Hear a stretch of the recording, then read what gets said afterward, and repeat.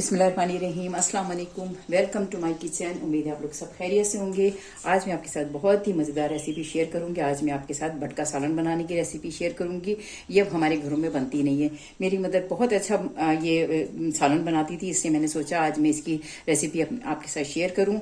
इसको बनाना मुश्किल है, इसकी पकाने की रेसिपी बहुत ईजी है, लेकिन इसकी सफाई बहुत मुश्किल है। अगर आप इसे अच्छी तरीके से साफ नहीं करेंगे तो इसमें एक स्मेल और एक महक आ रही होती है, जो खाने में बहुत ही बुरी लग रही होती है। मैं आपको मैं स्टेप बाय स्टेप बताती जाऊंगी कि असल चीज इसकी सफाई है। ये तकरीबन 2.5 किलो बट है, जिसे मैंने 1 घंटा पहले सिरके में लगा के रख दिया था। आधी प्याली सिरका डाला था और इतनी देर से उसमें भीगी हुई है। अब मैं इसे धोकर इसकी मजीद जो सफाई होगी वो मैं आपको बताऊंगी। आप एक दफा मेरे तरीके से बट को पका के देखिएगा, आप ये देखेंगे इतना अच्छा, इतना यमी सालन बनेगा कि आप इसे इंशाल्लाह दोबारा अपने घर में जरूर बनाएंगे।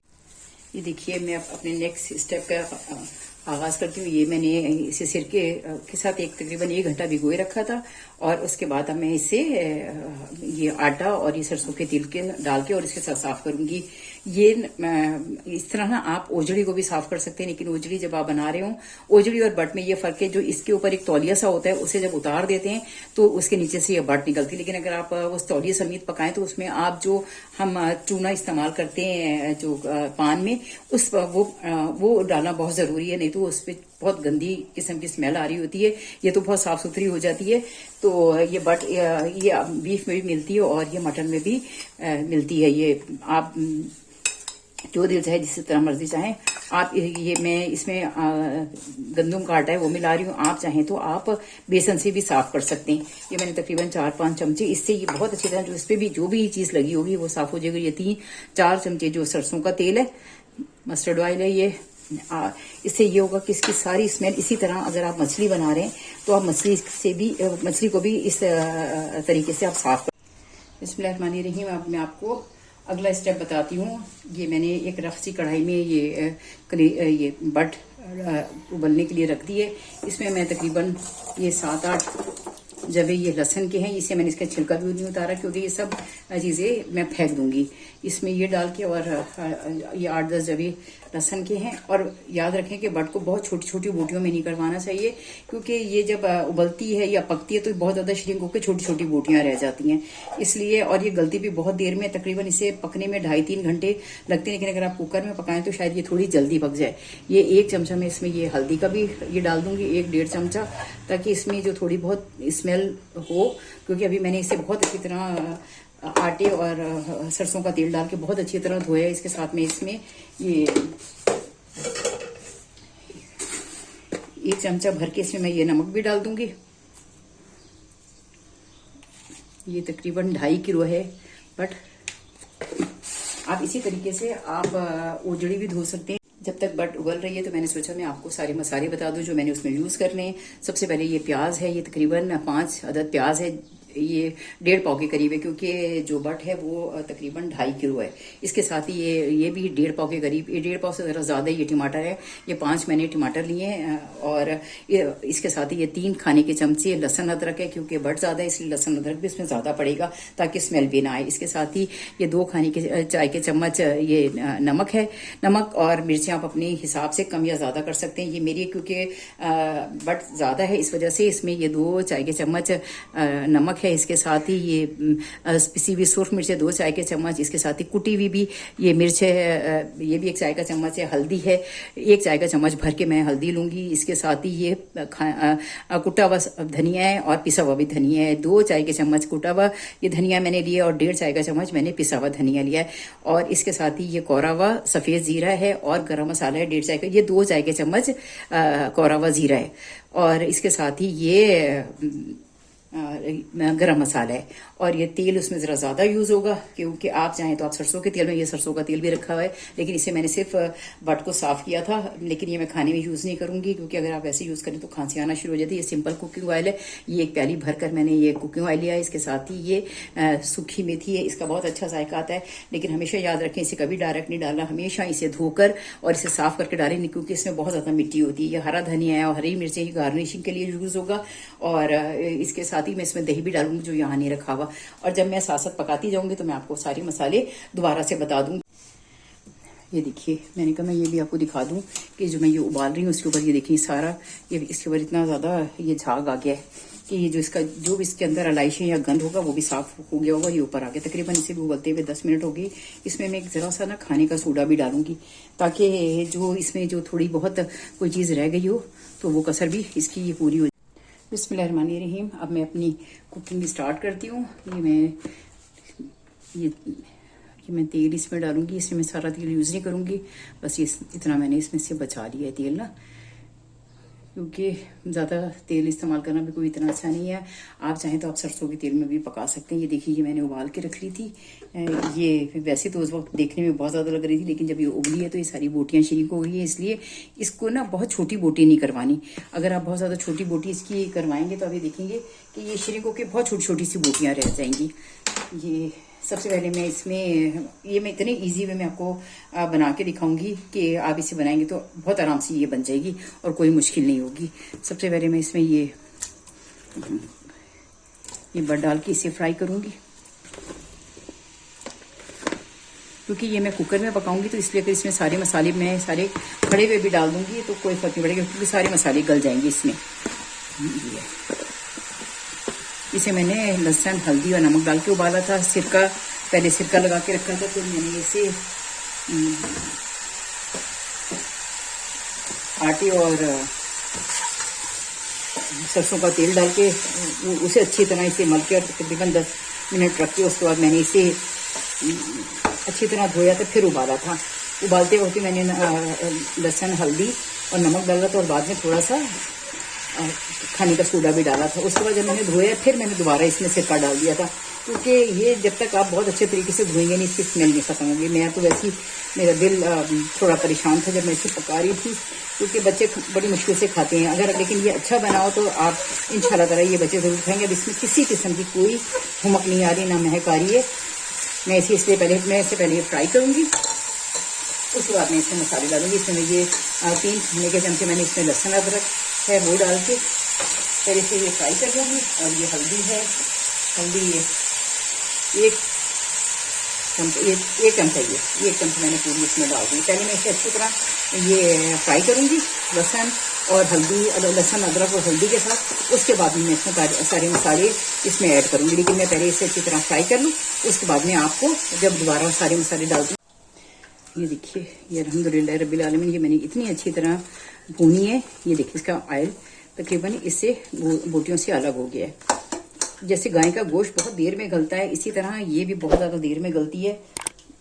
इसलिए लेकिन कुकर में पका रही हूँ तो इसलिए ज़रा टाइम कम लगेगा, लेकिन वैसे इसका जो टाइम है वो बहुत ज़्यादा होता है। इसमें मैं तकरीबन ये 1 और ये 1.5 चाय का चम्मच मैं इसमें नमक डालूंगी, क्योंकि अगर कम होगा तो मैं और डाल दूंगी, लेकिन अगर ज़्यादा हो गया ना तो इसे निकालना मुश्किल होगा। इसके साथ ही मैं इसमें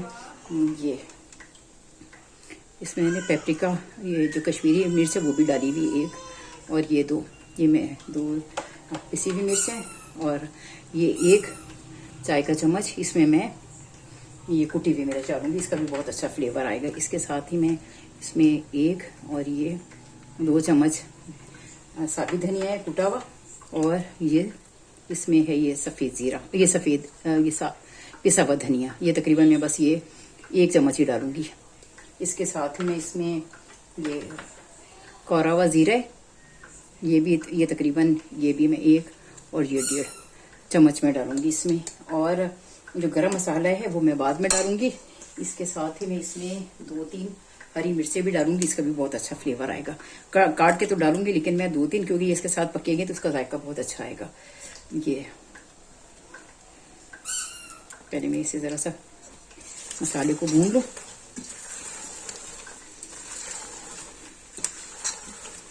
गरम मसाला और मैं हरी मिर्चें, हरा धनिया वो बाद में इसमें डालूंगी, और दही भी। ये इसके साथ ही मैं इसमें अब ये प्याज है, ये तकरीबन ये 3 प्याज है। मैंने 1 प्याज इसमें से निकाल ली थी कि मुझे लग रहा था ज़्यादा ना हो जाए, क्योंकि ज़्यादा भी प्याज हो जाए तो सालन मीठा हो जाता है। क्योंकि जब मैं बट उबाल रही थी तो मुझे बहुत ज़्यादा लग रही थी, लेकिन जब ये उबल गई तो ये बिल्कुल ये तकरीबन ये 3 टमाटर हैं इसमें, क्योंकि मैंने दही भी यूज़ करना है, इसलिए मैंने इसमें 3 टमाटर डाले। ये देखिए, मैंने ये इसमें ये इसे जो कसूरी मेथी थी उसको भिगो के रख दें ताकि इसकी मिट्टी जो है वो नीचे बैठ जाए।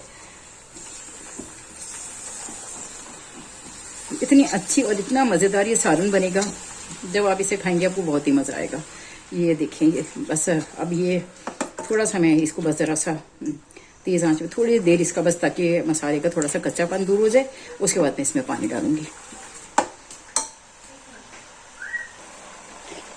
ये देखिए, ये तकरीबन इसे मैंने 7 मिनट तक मसाला डाल के भूना है ताकि इसके मसाले का जो है कच्चापन वो दूर हो जाए। इसलिए अभी से इतनी अच्छी खुशबू आने लगी है। मैं ये पानी शामिल करूँगी क्योंकि मैं कुकर में बना रही हूँ, इसलिए मैं इसमें बहुत ज़्यादा पानी नहीं डालूंगी। अगर मुझे लगेगा कि ये गली नहीं है तो मैं फिर और पानी डाल के इसे पका दूँगी। ये देखिए, ये एक, क्योंकि ये 2.5 किलो बट है। 1 2 3 और ये 4, तकरीबन मैं इसमें 4 ये 5, क्योंकि ये देर में गलती है और नमक अगर इसमें कम होगा तो मैं और डाल दूंगी। ये देखिए, और इसे मैं पहले ज़रा तेज़ आंच पे पकाऊंगी। जब इसकी सीटी बजने लगेगी तो फिर मैं इसे तकरीबन 1 घंटे तक मैं इसे हल्की आंच पे पकाऊंगी। अभी मुझे लग रहा है थोड़ा पानी मैं और डाल दूं कि ये मैं इसमें ज़रा सा और पानी, तकरीबन इसमें मैंने 5.5 ये कप जो है समझे ग्लास मैंने इसमें पानी डाला है। अब मैं इसमें कुकर लगा के इसको पकाऊंगी। जब ये रेडी होती है फिर मैं आपको दिखाती हूँ। फिर मैंने इसे दोबारा भी भूनना है फिर, और इसे भुना हुआ ही रखना चाहिए। अगर आप चाहें तो आप इसमें थोड़ा सा शोरबा भी कर सकते हैं, लेकिन ये भुनी भी होती है ज़्यादा जायकेदार और मज़ेदार होती है। अब ये मैं बिस्मिल्लाहिर्रहमानिर्रहीम ये मैं इसका ढक्कन लगा के बीट लगा दूंगी। और अल्हम्दुलिल्लाह रब्बिल आलमीन, तकरीबन इसे मैंने दोबारा से 1.25 घंटा पकाया क्योंकि ये ज़रा देर से गलती है। लेकिन अब ये मुझे यकीन है कि ये गल चुकी होगी। मैं दिखाती हूँ कि ये गली के नहीं गली। देखिए, ये बहुत देर से गलती है, ये बात याद रखिएगा। अगर आप पतीली में पकाएंगे तो तकरीबन आप इसे 2 से 2.5 घंटे आप पकाएंगे। लेकिन अगर आप ये देखिए, अब अल्हम्दुलिल्लाह रब्बिल आलमीन ये गर्म है लेकिन ये गल चुकी है बट ना, अल्हम्दुलिल्लाह अल्हम्दुलिल्लाह।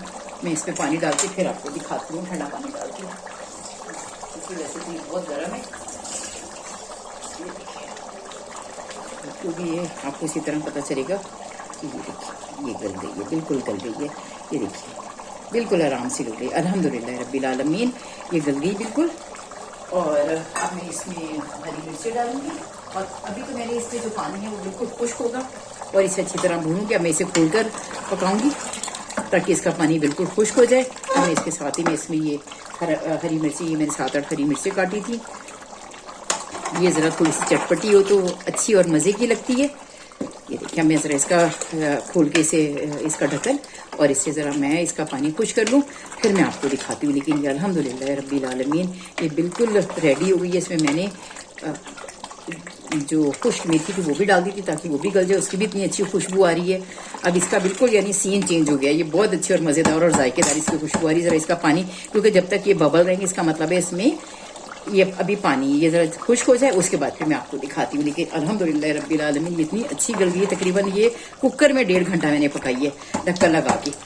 अब मैं जब ये खुश्क होती है तो फिर मैं ये देखिए अल्हम्दुलिल्लाह रब्बिल आलमीन ये बट बिल्कुल रेडी हो गई है। ये देखिए इतनी अच्छी शक्ल इसकी निकली और इतनी मज़ेदार इसकी खुशबू आ रही है। इस पर मैं ये ज़रा सा ये गरम मसाला डालूंगी। अगर किसी ने डालना होगा वो और ऊपर से डाल देगा, क्योंकि मैंने इसमें हरी मिर्ची, सुर्ख मिर्च और हर चीज़ इतनी ज़्यादा डाली है कि मैं ये कह रही हूँ अब ये ना हो कि इसमें मिर्चें ज़्यादा तेज़ हो जाए। और इसके साथ ही मैं इसमें थोड़ा सा ये हरा धनिया डाल देती हूँ।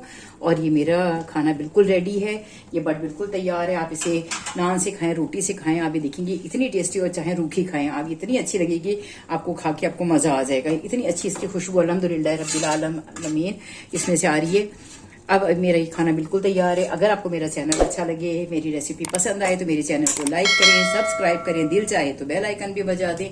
लेकिन मुझे अपनी दुआ में ज़रूर याद रखें। ज़िंदगी रही इंशाल्लाह फिर किसी नई वीडियो में मेरी आपसे मुलाकात होगी। अल्लाह हाफिज़, फ़ी अमान अल्लाह, फ़ी अमान अल्लाह।